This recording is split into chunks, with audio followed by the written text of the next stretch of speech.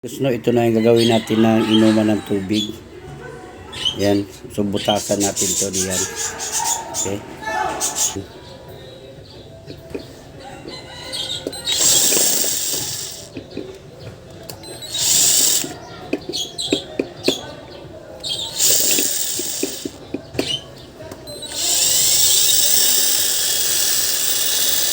Yan.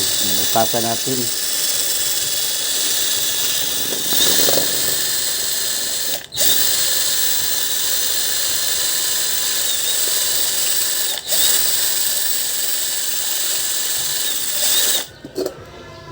Yan. Okay. Gagamitin para sa ating paglalagay dito sa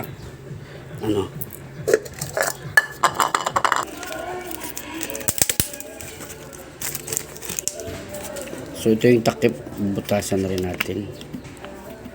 Ito.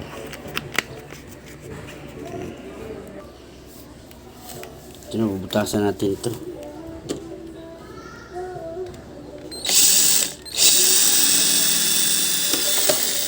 Yan. Butas ha. Tanggalin natin. Yan. So ito na ilalagay natin dito, no? Yan. Ilalagay natin diyan. So lagyan natin ng screw. Kuha tayo ng screw.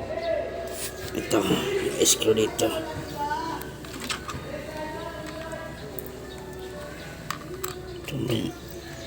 Tsaka yan, screw tsaka washer lagay natin dito. Yan, nakalagay na.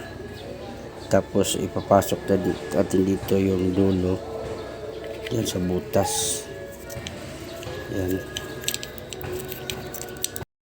Okay, lalagyan na natin ng screw dito sa gitna at ayan, hihigpitan ko na.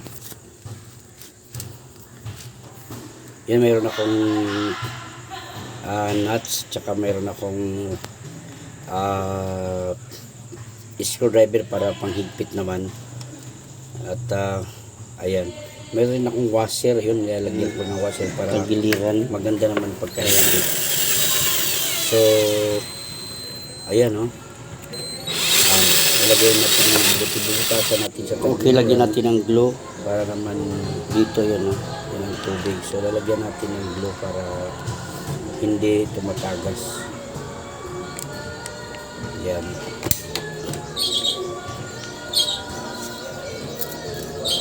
Yan na. Lagyan natin ng silicone glue para sigurado walang tagas sa tubig.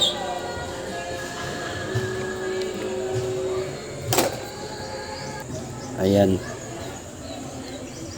Malinis na. Okay. Yan na pa. Lagyan natin ng tubig yung botilya, no? At ayan, punuin natin yun. Tsaka ilagay na natin. Yan. Kita natin, no? Diyan umiinom yung ating mga ibon. Tsaka maganda kulay ng aking nilalagyan din. Tapos ipasok na natin yan dyan. Itatali natin sa ibabaw. Ayun. Malinis ang inom.